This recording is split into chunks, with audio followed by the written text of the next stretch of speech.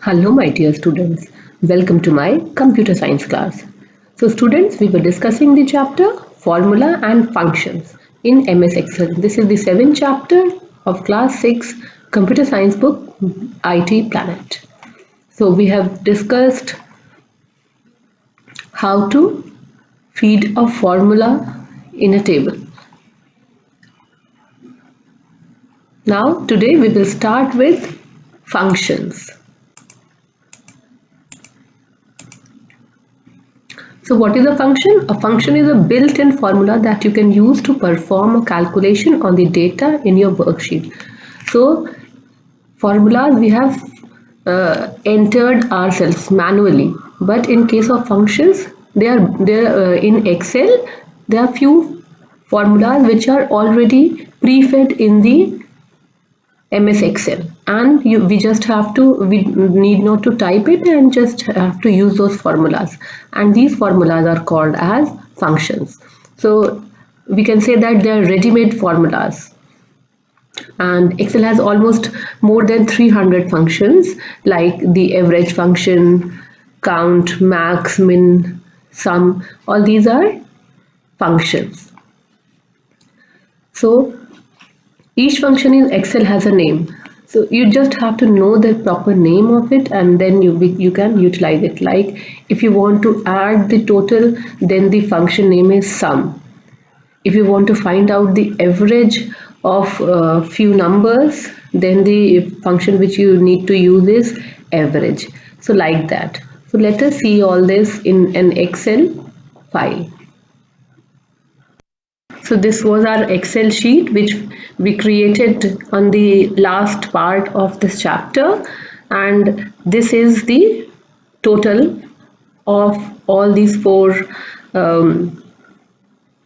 objects, and it was coming out to be 3000. The formula is displayed here: B4 plus C4, D4 and E4. So in case of function, when you have to specify an individual cell, you just have to type comma to separate two individual cells. If you want to specify, because the formula is already pre-fed, we just want, if I want the sum, then I just have to tell the reference, and it should be separated with the other cell reference. So we separate the two cells with a comma. So we use the function and then the commas are there. We will type it like that: equal to, we'll remove this plus symbol and we'll type here comma. And to specify a group of cell, we use a colon mark. Like if I want to add B4, C4, D4 and E4, I will write B4 a colon mark and E4. What is a colon mark? The two dots are the colon mark. Now there are different types of functions in MS Excel. Let us see what are they. So there are number of different types of functions. Like it has a number of categories. The categories are financial. The category displays all the matter related to calculating and tracking loans, principal amount, the interest, what is the yield, what is the depreciation and future values of your money. All these are in financial. All these formulas are in the financials. Now then is date and time, and this includes functions for calculating date, time and minutes. Then is the maths and trigonometry. This formula we use quite a number of times, and it includes a wide variety of functions for mathematical calculations of all types, all the totaling and other formulas, trigonometric formulas. They are in the maths and trigonometry. Next is statistical. So this category includes functions for calculating average, probabilities, ranking, trends and more. Those you study in statistics. Now next is lookup preference. We use these functions to locate references or specific values in your worksheet. We have to find a specific value, or no, we want to locate it and we are not able to find it sometimes because our data is too much, then we use this category. Now the next category is a database. Database we use when we are using Excel as a database program, and then if we want to calculate, count something or add something, and we use some database items, then we use database as the category. Now next is text. This we use when the function is text based to search, or I want to replace data or other text related task. Then is the logical category. What is logical category? Logical category, it includes if then statement or such as statements. Then we use this category. Logical, when we are using the different logical statements. If is a logical statement, or is a logical statement. Now next is information. When I want to find some information, then we use this statement. Or when I want to test the data, then we use this type of statement. Then is the engineering. So in case of engineering, we offer calculations which are required in engineering. When we are constructing something and we require calculation, then we use it. Then is the cube. Cube, if you are using complex formulas like pivot tables and cube functions, then it is displayed in a cell and we use this function. So these are different categories, not much of detail for you, because at class 6 standard we will mostly use math and trigonometry, statistical calculation we'll use, and logical we will use. So these were the different types of functions. Now let us see some common functions. These were the different categories, and now we will see some common functions. So for that we have the most recently used, and it has most of the common functions like sum. We mostly use the sum function for calculating the total, and the category of it will be maths and trigonometry. Then we have sum if. So it will be math and trigonometry based. You will find it in math and trigonometry only. Then PMT. What is PMT? PMT is is a financial function which we calculate through which we can calculate the rate of interest, the principal amount, how much interest you will pay. All these are calculated under PMT function. Then there comes max function, average. Max is finding out the maximum value, average. These are the different statistical functions. Then if is a logical function. Then similarly counting is also a math and trigonometric function. So these are some common functions. Now let us see how can we enter function in our Excel table. So for that you have to click on the cell you want to enter the function. Then you have to click on the function button. Here it is. You can click here. You will click here. As soon as you will click it, the insert function dialog box opens. And then you can choose all the functions. There are a number of functions. Since we want to add the total of all these 4 numbers, then I'm using sum. It will be in the maths and trigonometry. So I'm going to math and trigonometry, and then all the formulas are fed. I will find it.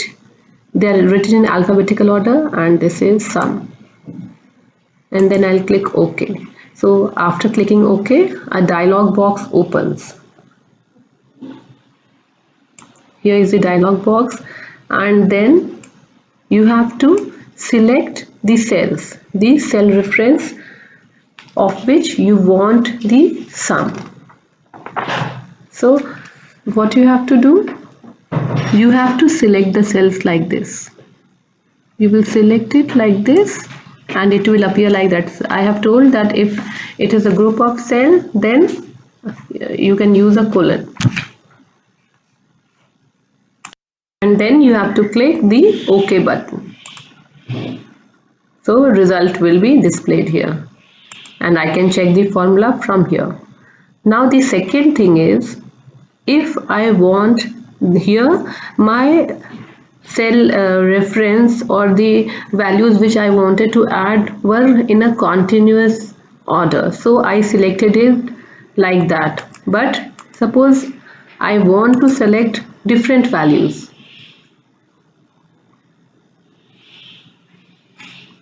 Here is the function sum.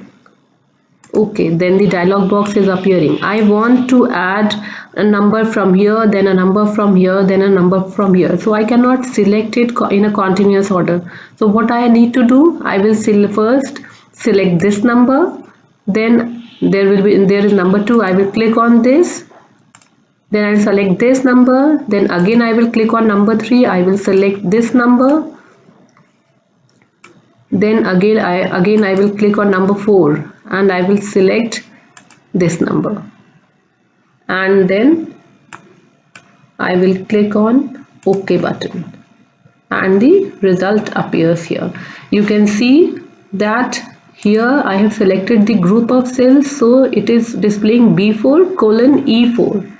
So I have selected group of cells here, and here I have selected individual cells, so they are separated by a comma in between.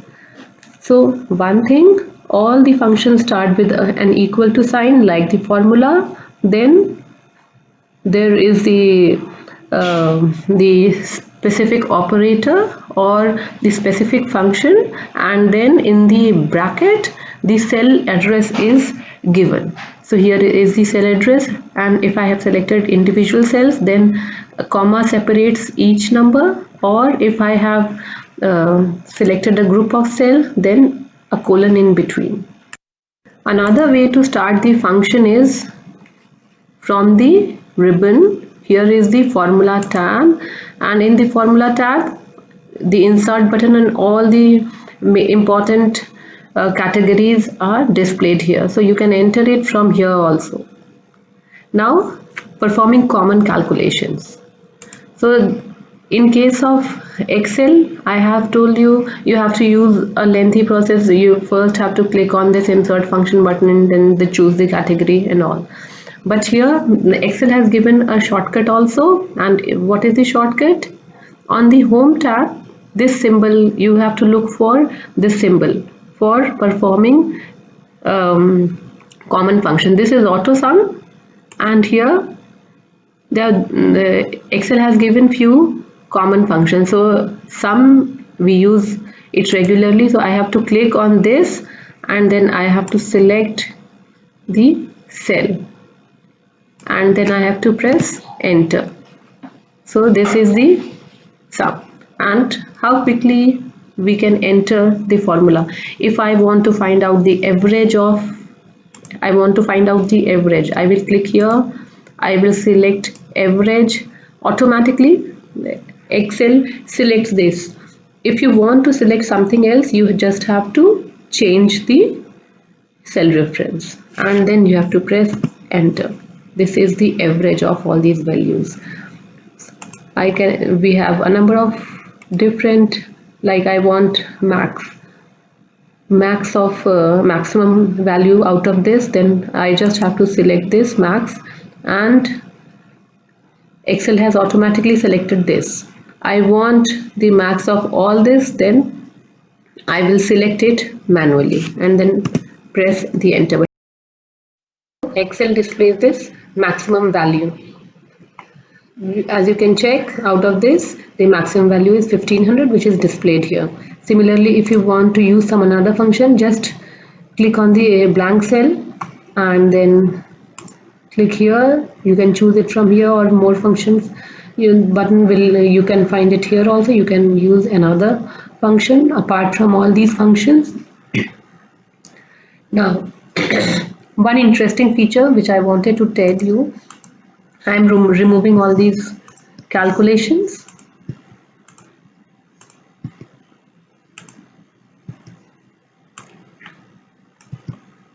So all these calculations I have removed. Now I want to calculate the sum of all this in this row wise as well as column wise. I just have to select all these cells and one extra row and column. So I've selected till here and then I'm clicking on this button, so auto sum. And as you can see, all the totaling column wise and row wise has been done automatically. So this was a shortcut to calculate everything in a few seconds. Now I'm removing this. Next feature is you want to add quickly without any hassles. So you just have to select the cells which you want to total, and then you need not to select anything else. The sum is displayed here. Sum is 6200 and the average of this data is 886. It is the average out of this. So in this way you can calculate everything very easily. Yes, of course, the answer will not be displayed here. You just have to look it. For quick calculation, you can use this feature. So what we have studied in this part? In this part, we have studied about the different functions, the different categories, how can we insert a function in the Excel chart. Now, I wanted to tell you the difference between formula and a function. So what is a formula? It is manually fed calculation, like the different operators or constant or the cell reference, you are feeding it manually. The formula can be a simple one also or complex one also, because it is the user who is writing the formula. And in case of function, what is a function? It is a piece of code which is designed to calculate a specific value. It can be a sum value, it can be a time value, or it can be a logical value. So this is the basic difference. Formula is entered by the user, while the function is a piece of code and it is designed to perform a specific calculation which is already there in your Excel. So this was the difference. And I've already told, for inserting a formula, you have to click on the blank cell and then you can click on this bar, or here also you have to start the formula with an equal to sign and then you can type the cell reference and the operator. And for inserting the function, we have three different options. Firstly, insert function button. Secondly, on this tab we have a formula tab. You have to click on that and insert function button, and the other buttons are there. And thirdly, we have this auto sum feature and the other functions are inside this drop down menu. So these are the ways in which you can insert a function in your Excel table. So here we come to the end of the chapter. I hope you all have understood it properly, and you will perform all these calculations by yourself. You will try more functions, more formulas in your Excel file. So thank you, students.